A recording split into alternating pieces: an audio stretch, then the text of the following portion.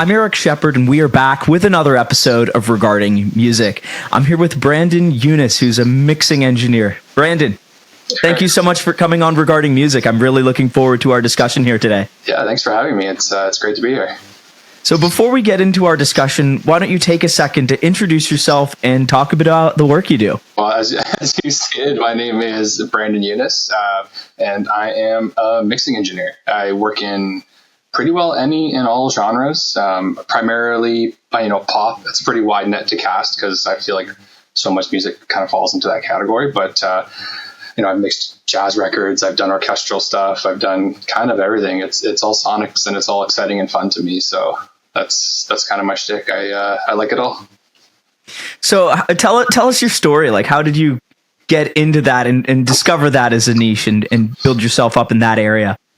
It's okay. I'll try to give you the really short version. We've got time. Yeah, sure. Yeah. I went to school for audio. I went to music industry arts. So it's kind of an all-encompassing program at Fanshawe in London, Ontario.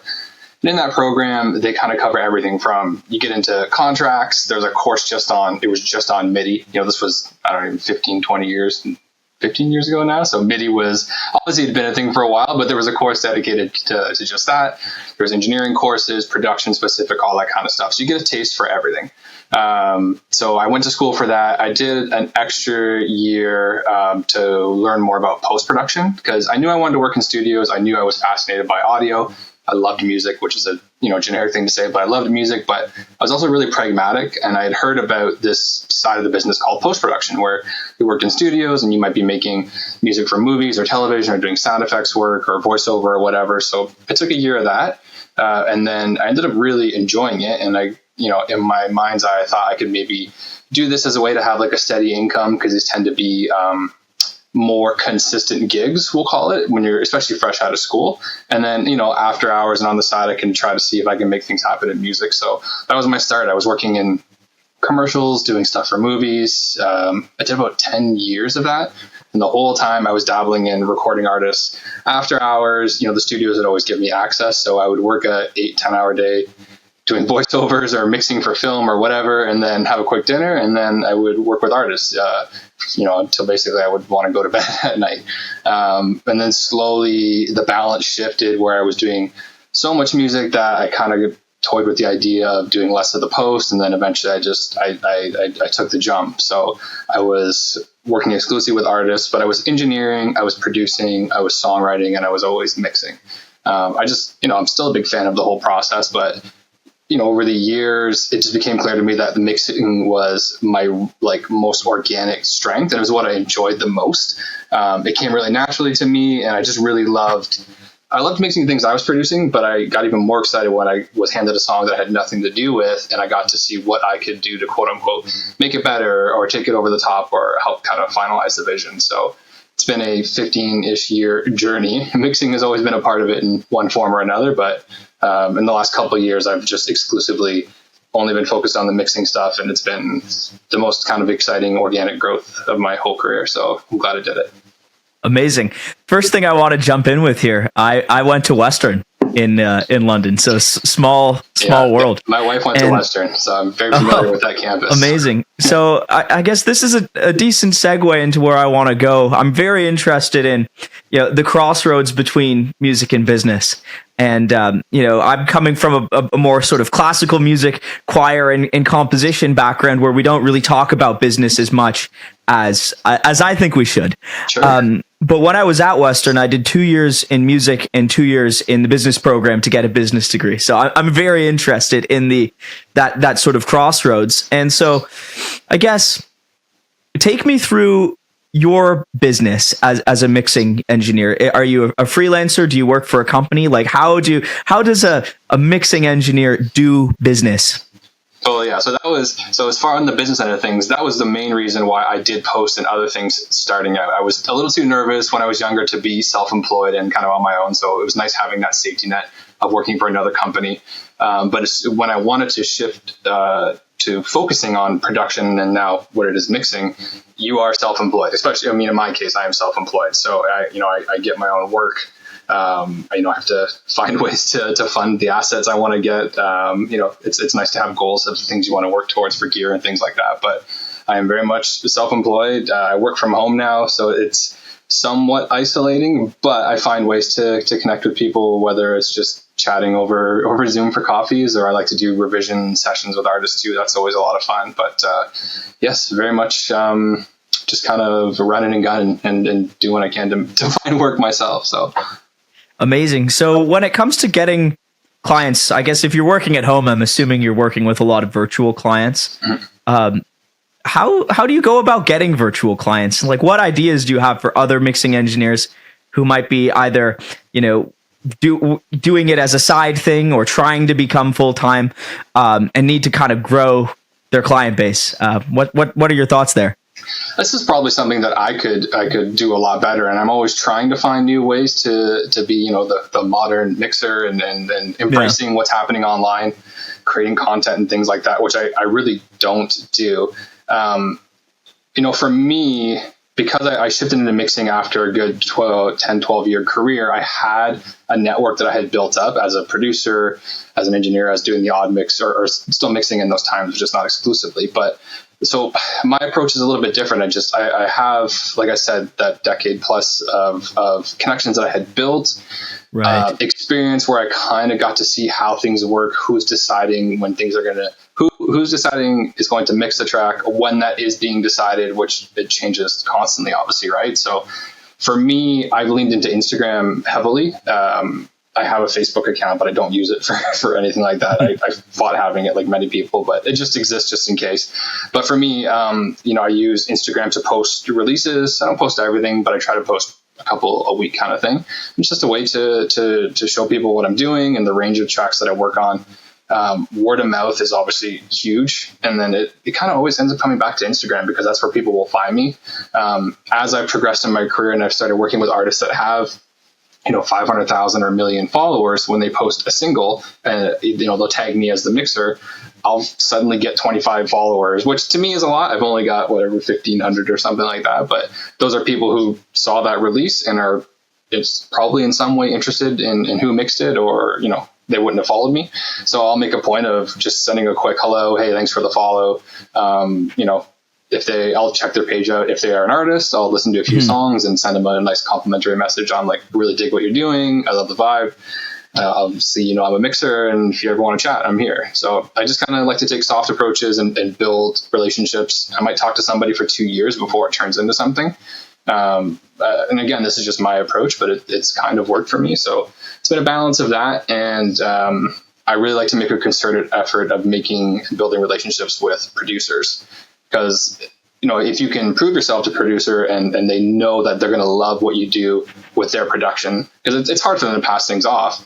Right. That is incredibly valuable, because an active producer, they might be doing 5-10 songs a week. They don't all get finished, but if you have a network of 10 producers that you've got great relationships with, that they know they can trust you with the work and they know you're going to deliver on time every time and do a good job, then it's like this spider web of a network that keeps building.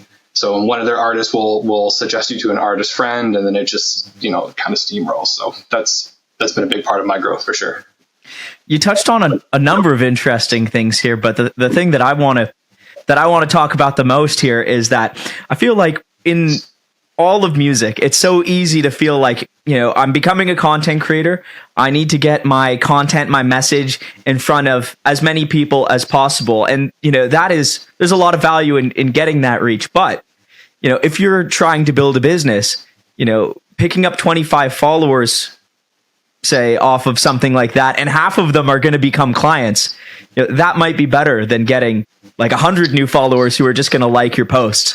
So I think that it's really easy as a content creator to lose sight of the actual business outcomes.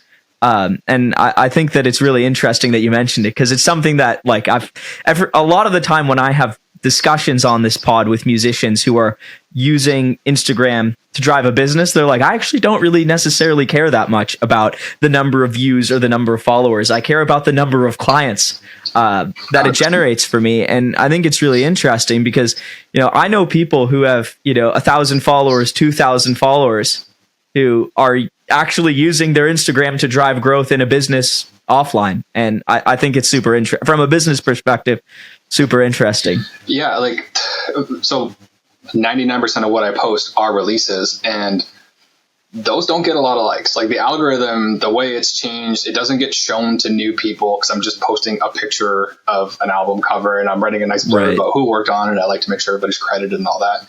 But I think at 15, 20 likes, like it's not getting a ton of eyes. I think the impact for it is if somebody comes across me, they can quickly scroll and go, oh, okay, there's 150 songs in the last year that they've shared. They're active. Okay, great. I'm going to talk to this guy.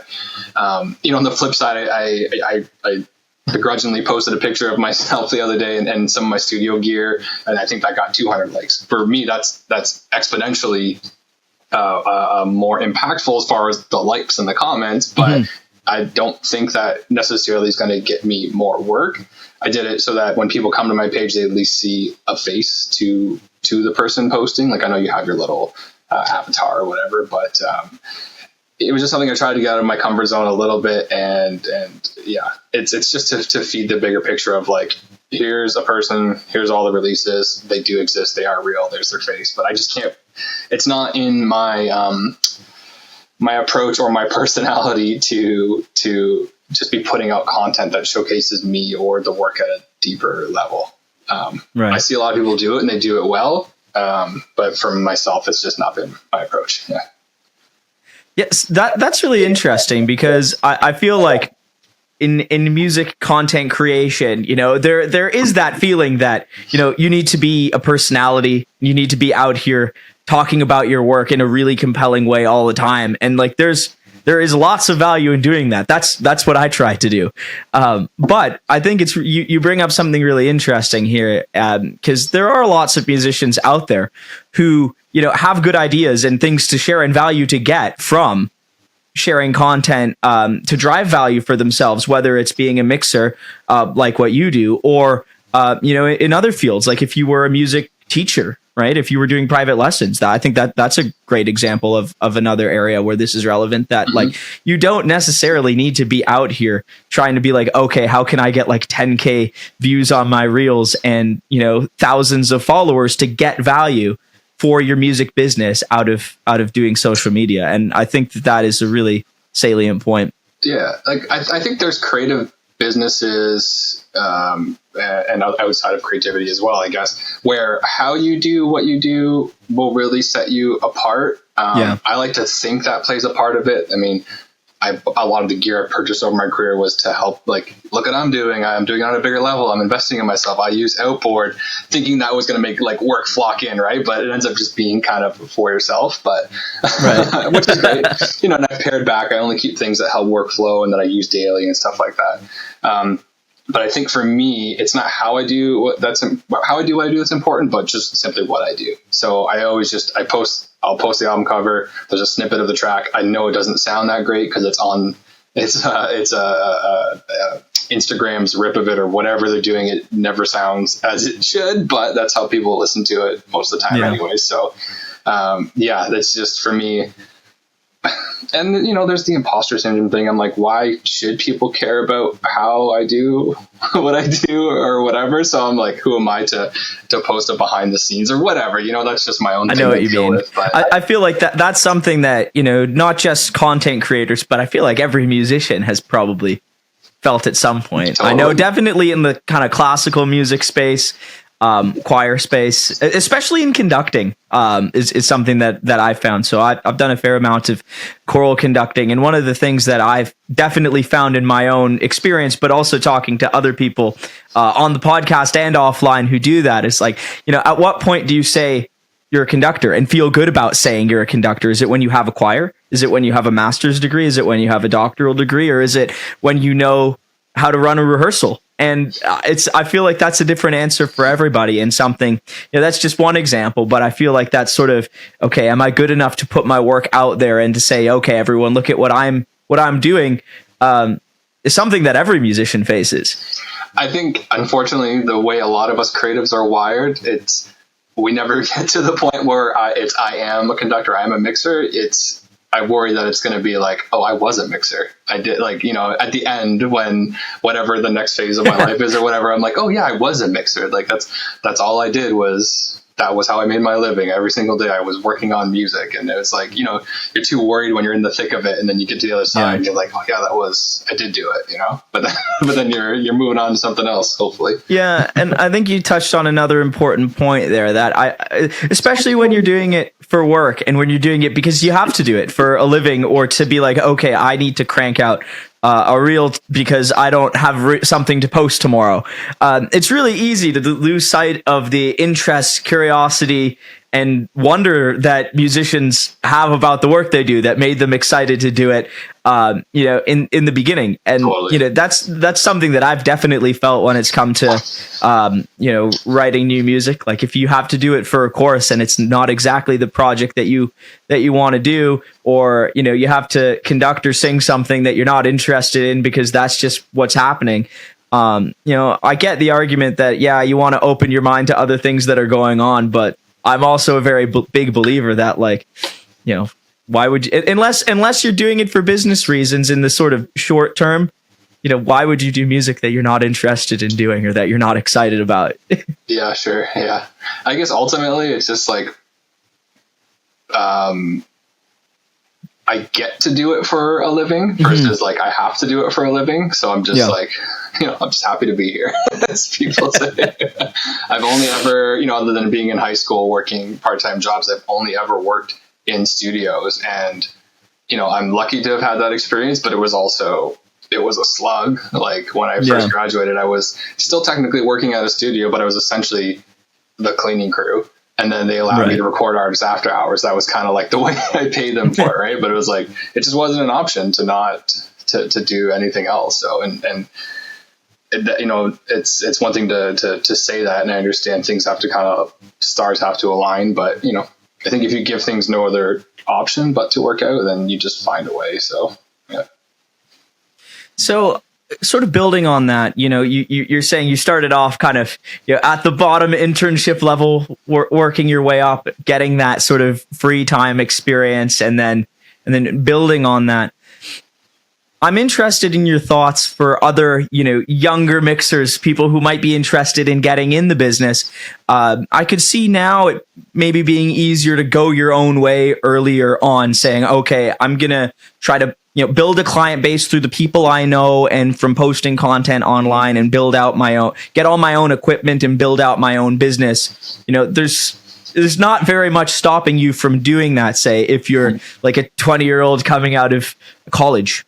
But, I could see there being lots of value in getting that hands-on experience in maybe like a bigger shop, getting mentors in, not an internet kind of bro-y way, in like an actual, like, here's the project, you need to hit this deadline, in the way that you would have a boss at work. So I'm interested in your thoughts, like whether it would be better to kind of go your own way, or if it's valuable to work in a more traditional way of doing things first before going your own way.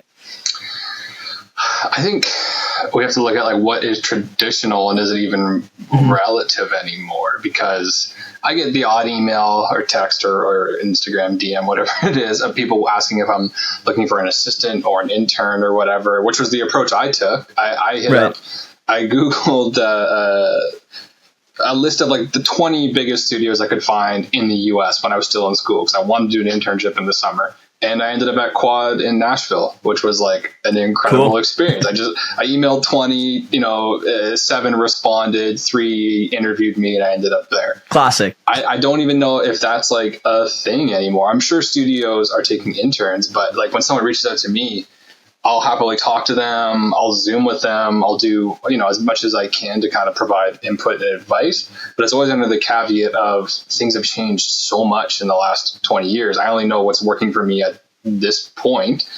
And ultimately, you have to do what you're comfortable with. So, if somebody wants to intern for me, I kind of hit the back saying, like, that's just not really a thing. Like, I can't, send you something to prep, because the prep is part of my mix. we can do a Zoom and I can show you what I did on the song. We can chat, we can nerd out or whatever. But I think, I'm deviating a bit, but it's hard to say. I get a lot of emails from people or from someone's parent, and they're like, should my kid go to, should they go to Fanshawe or should they intern at this studio? Because there are a couple bigger ones that do it. And it's just like, honestly, you have to consider your own situation and what your goal is. Like, in a perfect world, you get some sort of education that gives you a bit of a backbone in what you're doing and appreciation, but at the same time, just start. If you want to be a beat maker, then get Fruity Loops and start making beats and start selling them to your friends for $50 or whatever. Like, just start doing it, and the road will start to reveal itself to you, and you just have to be willing to adjust as you go. So the approach I took, I did 2 internships. I did one in Nashville. The following summer, I did one at a post-production studio in Toronto to kind of get a taste for that. I don't know that somebody could have the same path as me. And it's not because I'm special. It's just because I don't know that it exists anymore. So right. Just things have just changed so much that what worked for you may not be great advice now, or even a point to talk about. Totally, right? Like, I mean, when I was in school at Fanshawe, it's probably safe to admit this now, I've been out of school for a long time, but I would get my projects done fast. I had a bit of a home studio that I cobbled together so I could do stuff at home.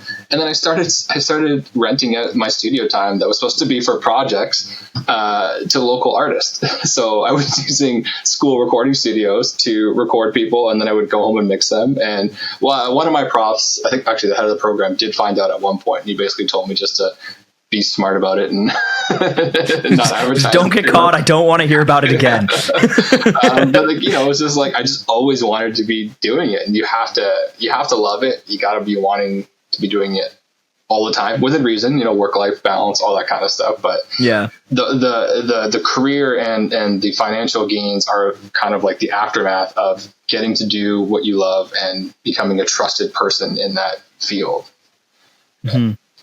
I think you touched on something interesting there, talking about the education experience, where going to a college program for this might fit in a career. And it actually sounds fairly similar to the way that they thought about it when I was at business school, because I found the culture of business school and the culture of music school were entirely different.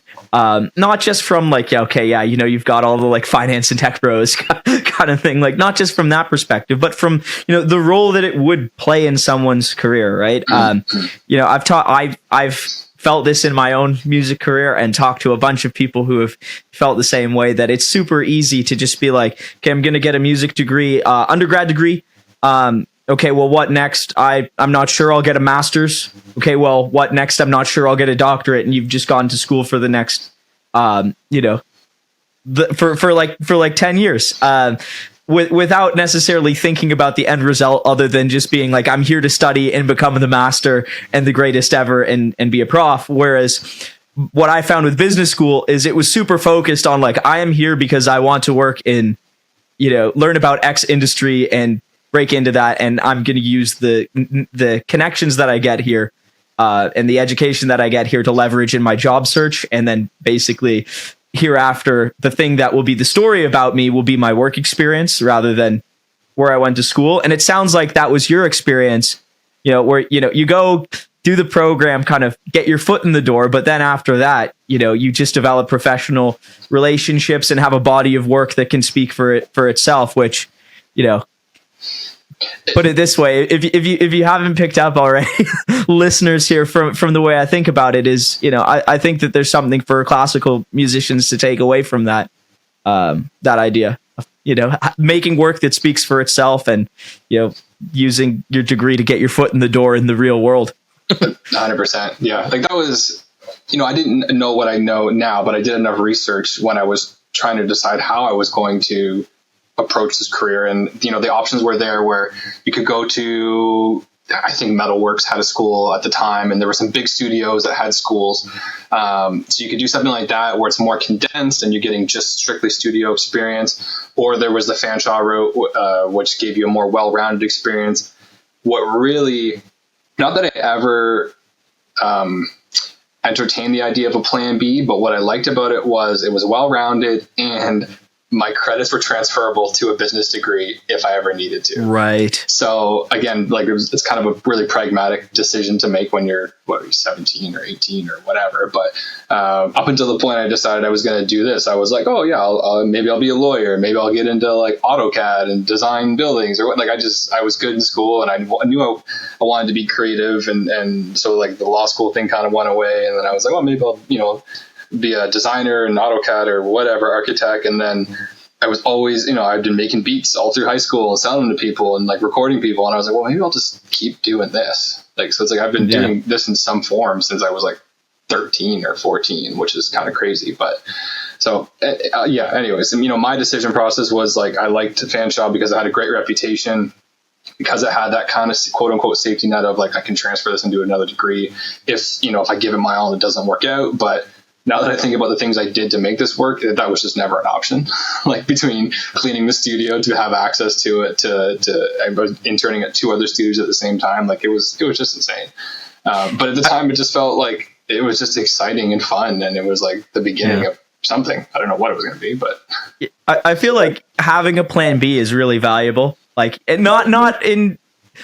Put it this way, I found for me having a plan B, knowing that, okay, I've got a business degree. Like if it doesn't work out for me with what I'm doing musically, if it doesn't work out with the choral composing, or with, if you don't get into a master's program, you've always got a business degree. You can just go and work while you figure out your next step.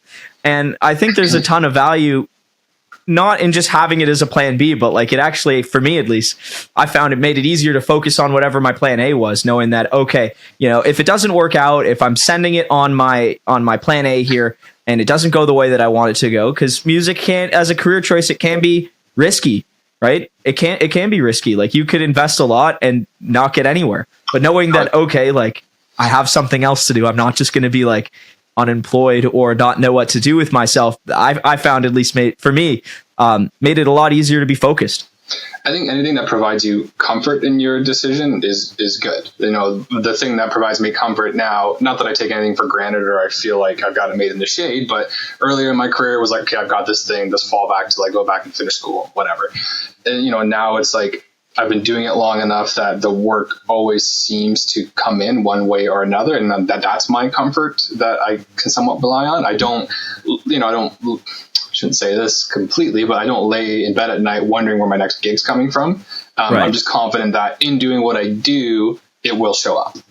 So sometimes I'm booked 3-4 weeks out with work, which is a great feeling. Sometimes I'm booked only a week out, and sometimes I only have 2 mixes on deck the following week. And I'm like, well, it looks like I might have some free time next week. I'll do something around the house. But then more things come in.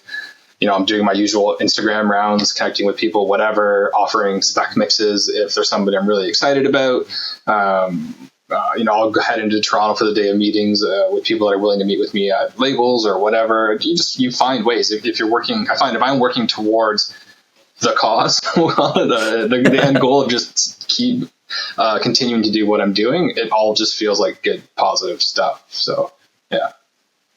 So tell me a bit more about the projects that you've been involved with, the types of artists you've worked with, or any sort of, who are some of the most interesting artists you've got to work with? I get asked this question a lot, and I can never think of people to say, even though it's what I'm doing all day, every day. But, I get excited about everything that I work on, but some of the names that might be a bit more recognizable, I've done stuff with Jamie Fine. She's had some really big records on radio and stuff. I wasn't a part of those ones, but I've done some co-writes back when I was writing and some mixing.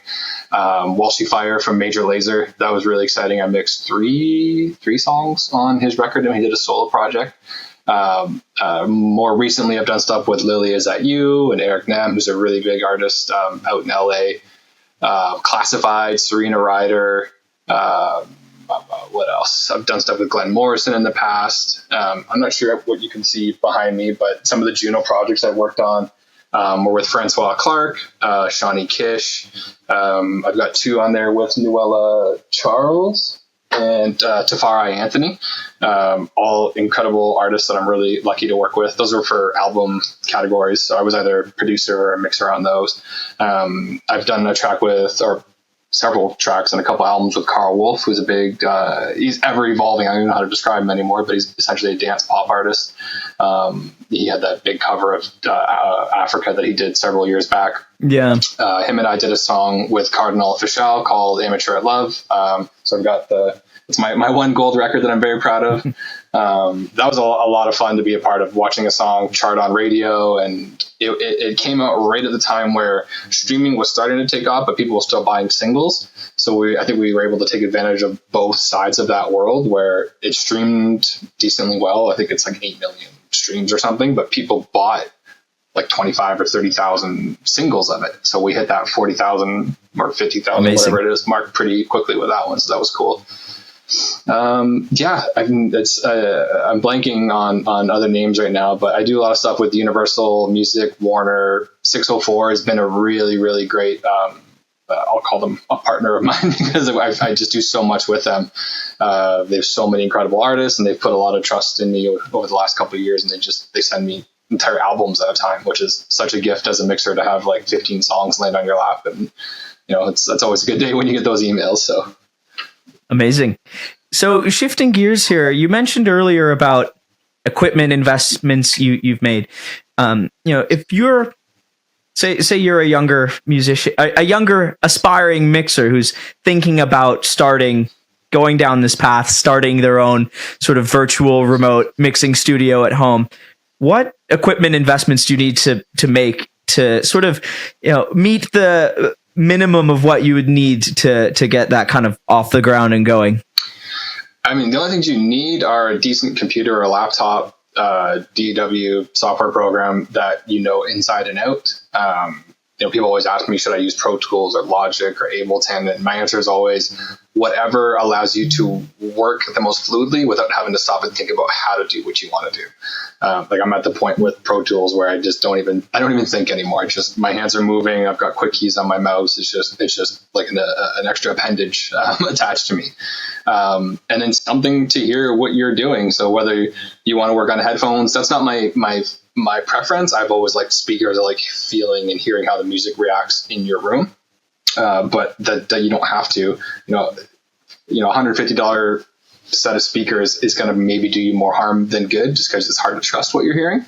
But people make incredible Grammy winning records on pretty modest setups. So it's like whatever you feel like and trust as far as what you can hear is all that really matters. So right, the skill and craft is more important than the equipment per se. Totally, yeah. So laptop software, it's something to hear what you're doing, and then plugins. You can just start with stock and understand what they do, and then once you start to feel like you're hitting a wall creatively, like I want to be able to do this, but I can't, then explore what will allow you to do that. So whether that's a bundle from like Isotope or some of these other companies that have great stuff. And it keeps it to grow into your setup and into your business. Like if you just spend $50,000 right out the gate on a computer, speakers, some outboard, plugins, whatever, you're not going to know what you're doing with it. You will learn over time, but when it's not organic, when you don't grow into it, I find it's not an efficient way to do things. And you also probably don't have 50 grand lying around. So, That's what ideas do you have about learning softwares? Because I mean, this is a little bit outside of my niche, but I've had to learn a lot of softwares in other in other areas. Like I used to work in data science, so like you'd have okay, we're doing this new project, and you're just gonna have to go and learn how to figure out whatever tool we're doing on this project. And that was something that happened a lot, which honestly was probably the most valuable thing that I took away from doing that, was just like how to troubleshoot and learning new softwares quickly, which was, take the problem that you have, mess around with it, and like YouTube how to do the thing you're trying to do until you've eventually done enough things that you just know what's going on. Was always sort of my modus operandi, and I always found that was a way better way of going about things than like going and watching some LinkedIn learning course on how to do it. Would you say it's the same for learning some of these softwares? Yeah, I mean, like the DAWs themselves, like Pro Tools and Ableton and Logic and all that, they're pretty intensive pieces of software. I'm sure by comparison to other things out there, they're minuscule. Like video editing software blows my mind, but to them, it's probably, well, it's what Pro Tools looks like to me. Like I just understand it, right? YouTube is an incredible learning tool. I still use it all the time when I'm getting new plugins, but I mean, the approach I like to take is first, if we're talking about the software specific, because that's way bigger than just a plugin, I would open it up and just click around for a while. Just get a feel for things. Like try to generate the questions you have versus just going right to YouTube and trying to understand everything in a 30-minute video. Pull some tracks into the software, add plugins, try to figure out what's happening as best you can, where you're confused. And then if you have at least a list of some of the things you're trying to figure out, I find it helps when you're watching these videos, or at least to know what to search. Because if I search how to use Pro Tools, I'm going to be inundated with 100,000 YouTube videos. I'm probably going to watch one of the first 5 that have a couple million views because they're there. Yeah, this is just dig in, and YouTube is a hell of a learning tool. Anytime I get a new plugin, I'll use it on a mix to the best that I can. If it's something really complicated, like a lot of them are really self-explanatory, obviously, because they're emulating something that already exists. But I'll go through a whole mix if I can, and then I'll watch a YouTube breakdown on it and go, oh, I didn't even realize it did that, or oh, I was using that completely wrong, but it sounded cool. There's no rules, obviously, right? So that's kind of the way I'll approach it. Brandon, this has been a great discussion. Before we wrap things up, what thoughts, ideas, pieces of wisdom, words of advice do you have for the listeners regarding music? I think it's just important to remember that it's all about the music in the end. Like gear is fun, software is fun, all these toys and things like that. It's all cool and fun, and it makes it exciting. But at the end of the day, we're here to service the music and ultimately be a part of an artist's team. It's like as a mixer, right? I'm coming in at the end. It takes a lot of trust for somebody to pass off something that, they've been sitting on the song for a year or 2 years, or sometimes it's a 5-year-old song that they wrote. And then it was, they entrusted a producer to come in, and they've got it sounding and feeling the way they want it to, and they know it needs that extra little bit, right? So, just be here to service the song. I try to be as accommodating as possible through the entire process, whether it's revisions or questions or whatever, because my sole goal and purpose is to make the completion of the song as easy and fun and exciting as possible, so that people want to come back, because ultimately it is a business and I want repeat clients and stuff like that. So, if the experience is good and the end result is good, then, that's really all you can do. So, yeah. Brandon, thank you so much for coming on Regarding Music. It's been a pleasure to have you on. Oh, thanks for having me.